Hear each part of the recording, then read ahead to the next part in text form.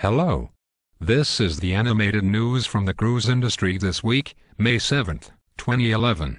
I'm not real, but the news and our sponsor, Cruise News Daily, are. Okay, here are this week's top headlines. Carnival Cruise Line opened the books on their next ship, the 130,000-ton Carnival Breeze, and announced where in the U.S. it would be homeported. It will debut in the Mediterranean in June 2012 and then in the fall move to Miami, where it will sail 6 and 8-night Caribbean cruises on 3 different itineraries. When Celebrity Millennium arrived in San Diego Tuesday, it was discovered one passenger was missing. The ship had left Cabo San Lucas on Sunday afternoon with a 63-year-old woman aboard. After searching the ship, Celebrity reviewed recordings from the video surveillance system and found images of the woman climbing over the railing on deck for Monday evening and letting go. The ship's position at the time was communicated to the Coast Guard, which, for more than a day, searched without success, covering more than 1,900 square miles.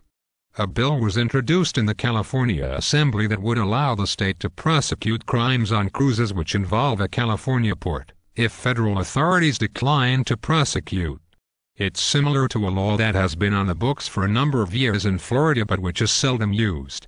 When federal prosecutors decline to bring charges, it's usually because they don't feel there is sufficient evidence to get a conviction, so it's unknown how often California authorities would get involved given their limited financial resources. Those are the top stories of the week.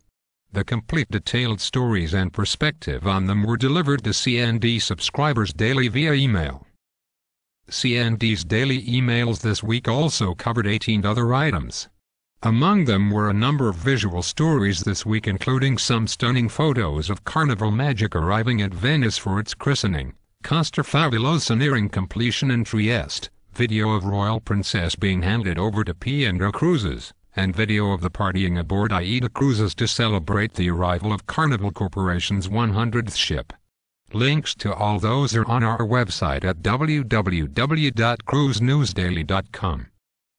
6 years after Hurricane Wilma destroyed it, Carnival Corporation reopened a new walk-through duty-free store on the pier at their Puerto Maya complex at Cozumel.